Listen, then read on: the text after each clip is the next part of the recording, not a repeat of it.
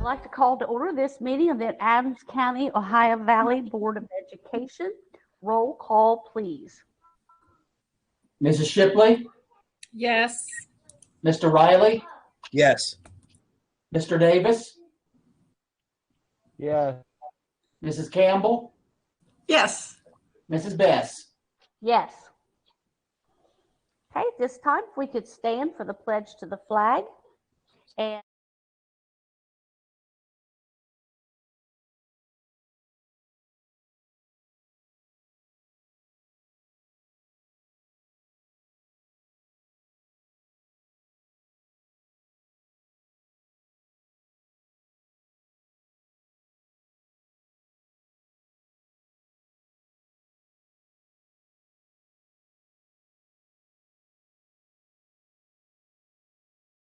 okay, thank you very much. Oh, sorry, I have to get resituated. Okay.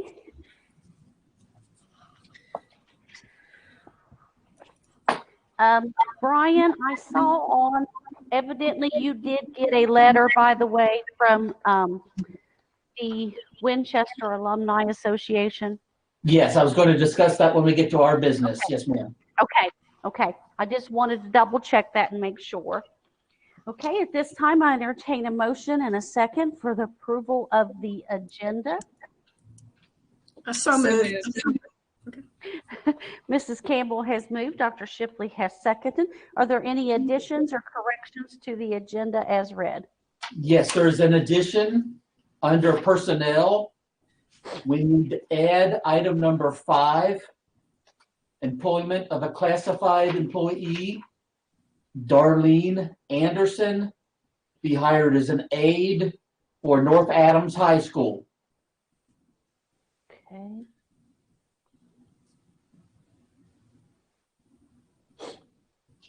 Okay, Darlene Anderson will be added under personnel. Okay. Any other additions or corrections? No. Hearing none, roll call, please. Mrs. Campbell, Yes. Mrs. Shipley, Yes. Mr. Davis, Yes. Mr. Riley, Yes. Mrs. Bess. Yes. Okay, at this time, I would entertain a motion and a second for approval of the minutes from the January 25th regular meeting and the minutes of the February 9th, 2021 work session.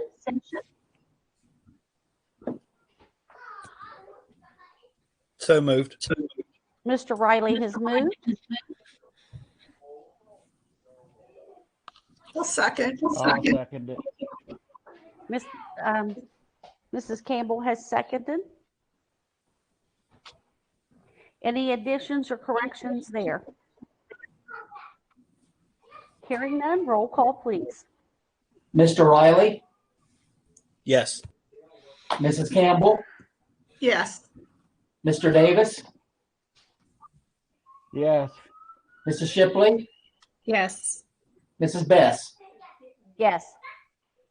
Okay, at this time, do we have anything under student achievement this month, Dr. Shipley? No. Okay. Hearing the public, I have no one who has requested to speak. So therefore, we will move to the treasurer's portion of our meeting, and I would entertain a motion and a second to approve the treasurer's information there, A through F. So moved. So moved. Mr. Riley has moved and Mr. Davis has seconded.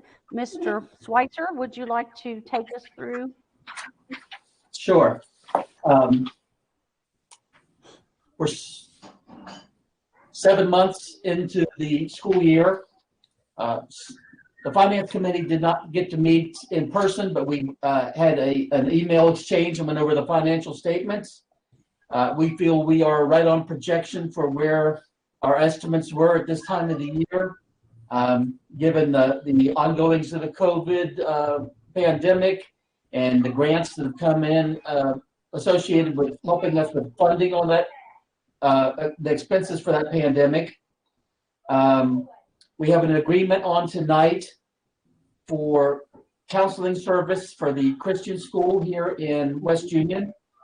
And we have a letter from the Winchester alumni. This had been tabled from a 2017 meeting. Our lawyers reviewed it. There was some question about what should be done, what can be done. Yes. Our lawyers' advice was that if the board passed a resolution, the current association could change the way the scholarships are funded. The current scholarships are funded by interest earnings only. There are none in this economy. Interest rates are non-existent.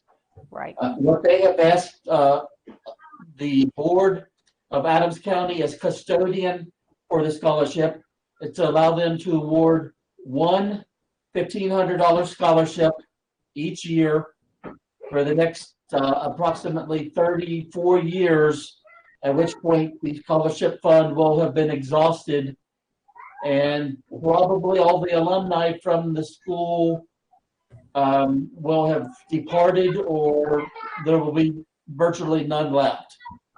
Right.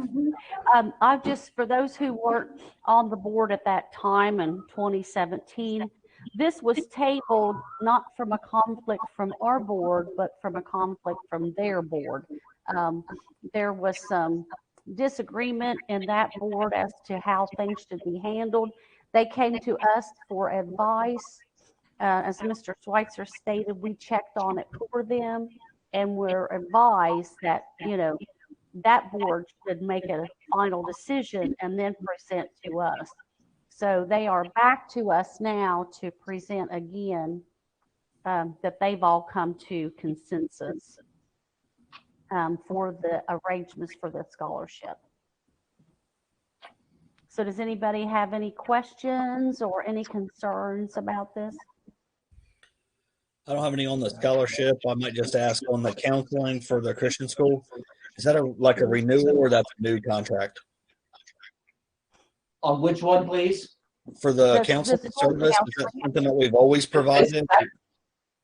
This is actually a new service they are asking for. They had a meeting with the ODE consultant, Ken Taylor from Columbus, that is in charge of this area. And they're recognizing that in the pandemic and in just the way society is today, that they've never offered counseling service for their children, but they see the need. So they're starting off on an hourly basis with the Hope House. Just an initial contract to see how many children would actually utilize talking to a counselor. And then in the future years, if they see that the children are benefiting, they will probably increase the hours. But this is a new service for the Christian school. And then how do we fund that? Do we bill that back through Medicaid billing, or? No, the state of Ohio provides them funding per pupil, and we are the custodian. It's booked on our financial books as Fund 401 Auxiliary Services, and there's a specific list of items that you can spend this money for.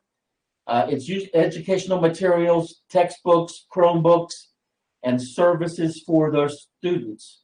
Okay. So under the services for their students, the counseling falls. Sounds good. Thank you. Okay. Any other questions? Hearing none, roll call, please. Mr. Riley, Yes. Mr. Davis, Yes. Mrs. Shipley, Yes. Mrs. Campbell, Yes. Mrs. Bess. Yes. Mrs. President, not requiring any action, but just as a follow-up to last board meeting, where the board authorized me to submit for the refinancing of our bid Yes. of our outstanding debt for the elementary schools. 7 banks bid on the refinancing. We have a closing scheduled for March the 11th, but the initial projections performed by our bond counsel and our advisory that we hired to do this is the taxpayers of Adams County will see a minimum of $305,000 in interest savings over the life of this debt. We will know the exact amount, and we will craft an article for the newspaper after we have that March 11th closing. We have exact numbers, but they're guaranteeing a minimum right now of at least $305,000 in savings for our citizens. Wonderful, wonderful. Thank you, Mr. Schweitzer. Okay. At this time, we have no need for executive session at this point. We will return to that later in the meeting. Right now, we are at personnel. I would entertain a motion and a second for personnel. So we skipped a section, Mrs. President. Oh, I'm sorry. Oh, yeah, I'm sorry. I'm having to use my phone to do my agenda. Okay, superintendent's report and business. Very good. Thank you, Charlie. Legislatively, one thing I want to bring up is because it's a hotbed. I mean, it's a topic it was a hotbed topic before COVID, but it's even more so with COVID right now, and that is state testing. You know, the question is, do we do state testing? So just an update on it's nice to see the one gentleman on this bill. It's House Bill 67. And one of the sponsors is actually Adam Byrd. Adam Byrd was the superintendent at New Richmond. And he, I believe the seat was vacated. If I'm not mistaken, I didn't want to say Doug Green's seat. He won the election, took the seat. So it's nice to have somebody in Columbus that has a perspective of where we are and what's going on. And so the bill states that they would waive state testing requirements for the 2021 school year and require the Ohio Department of Education to seek a federal waiver for testing. The amendment would permit for the 2021 school year the flexibility for schools to use final course grades in lieu of an end of course exam to satisfy the requirements for high school diploma. If that exam, if the exam was canceled, so obviously that the time is getting, shorter and shorter. So this needs to be addressed quickly, and I would hope that they would provide us some relief in that area. I'm not sure what state testing would show us at this point, although we're probably better than most. I know we're coming out of some calamity days due to weather, but by being in person, we've been able to reach, I think, many of our kids better than others. So stay tuned on House Bill 67. We'll see where that goes. Okay. I know at the last board meeting, Greg reported on the substitute, and that's really going well for us. We have been able to pick up some people to help us with that. But understand that's a one and done. So the way it was written up in House Bill 409, that comes to an end this year, the school year. Yeah, it won't carry through for the 21-22 school year. No. I think, Charlie, moving on to the education part, and I know prior to this meeting, I was speaking with Mrs. Toole and talking with Tad Mitchell earlier today regarding the governor has put out that we would submit an extended learning plan by April 1st. So, that plan, and we all know we need to do a lot of interventions with our students in lining up with what we're doing. We have to finalize here is the CARES Act 2 money. I think we can maybe make some headway and try to intervene with our kids. At least we make the attempt to do that anyway, the best that we can. So I know we're looking at Lisa was excited about a program that she's looked at, has made contact with a representative that we may be able to utilize. So Is stay this tuned on more of that. extended care, like after school intervention type tutoring? Is it end of year? What are we looking at? It's not really well defined. It's everybody understands the concept, and I think, everybody's going to look a little different. So I think there's some flexibility. To my knowledge, it doesn't seem like it's a mandated anything. I know there's a date that it has to be submitted. And is that done on an individual basis, Rich, or is it as a school? How does that work? Well, we have to come up with what that plan looks like. Okay. I know that even early on, and Lisa's done a great job with that, using some federal funds to secure some tutors. We've talked about that more in the CARES, Act 2 monies. But it's really all hands on deck. And, and I would say this to anybody listening into this meeting is that, I've said it once, I've said it probably 100 times over the years. Parents are definitely the number one educators of their kids. They get to make a choice. They chose to send them to our school. We're glad they did. Unfortunately, we've been wrecked because of the COVID and as of late, the weather. But we've got some ground to make up. I mean, we all know that in grades K through 3, you learn to read, and then you read to learn. And it's, when you're not in person, and attempting to do the remote learning is an attempt, but it's not near what we need to be doing with our kids. And So if there was, we need people in our community, and that's myself. I'm a parent. I understand what it's like to be a single parent. I've got to set things up a little bit differently, have expectations for my kids, and that's what we've got to do. But it's canceling school today was not an easy decision, but it was the right decision when most of our back roads were just a sheet of ice. And, I will say it here today. I will be, from the looks and what I can see, there'll be a few roads that we won't be able to get to, but we will be in school tomorrow, and hopefully we're done with the weather for the year. Yeah, let's hope. So you've heard it here first. We will be in school tomorrow. So for all the moms that are listening, we will be in school. Or dads, we're going to be here. Mr. Davis will be in school tomorrow. So there you go. The other thing that's pressing in education, and Brian and I talked about this today, because I know in Mr. Grooms' world as the personnel director, this is the time when you start to look at some of your resignations that are submitted, and you want to hire people back for those spots. We're going to take, I think we're at a point right now, we're going to take a close look at our staffing because we've lost some enrollment. And anytime you lose teachers due to retirement or resignation, rather than to have to get into somebody that's employed, and that would be called the RIF, you want to look and see where you're at before we go adding people back into the district. Right. Because we all know personnel is where the money is at. That's where we spend our money. So we're going to ask Mr. Ken Taylor, we're going to meet with him on Friday and talk to him remotely and see what he needs. Now, I've had the experience with doing this. Brian's had the experience with doing this.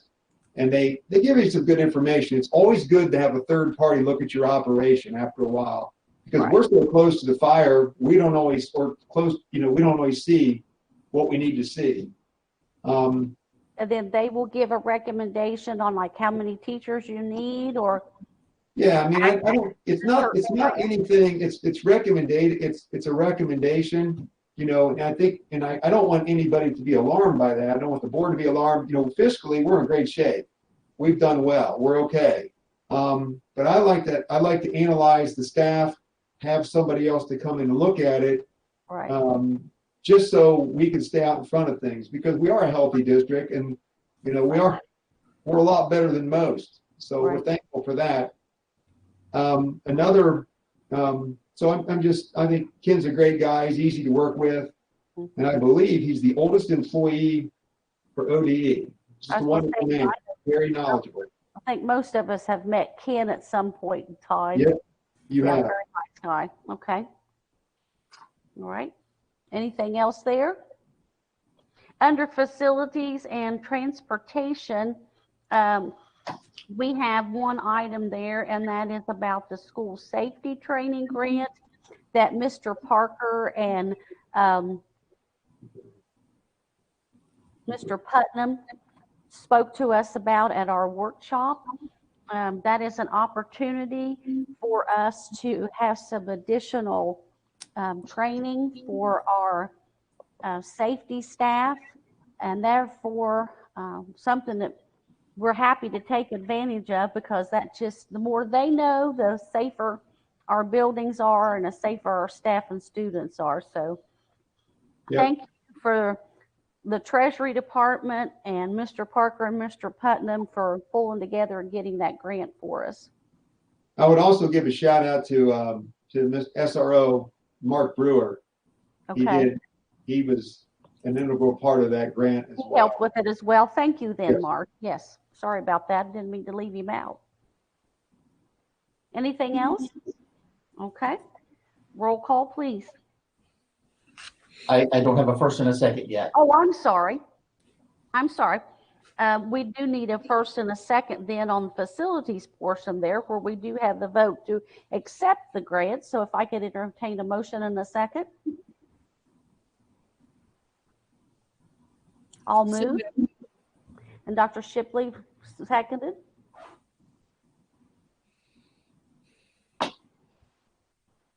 Roll call, please. Mrs. Best, Yes. Mrs. Shipley, Yes. Mr. Davis, Yes. Mr. Riley, Yes. Mrs. Campbell. Yes. Now, at this time, we'll move to the personnel portion of our meeting. I would entertain a motion and a second at this time. So moved. Mr. Riley has moved. Do I have a second? Second. Mrs. Campbell has seconded. We have several items on our agenda. We have one resignation of Mr. Perrin for a substitute teacher, and I think that might be for retirement.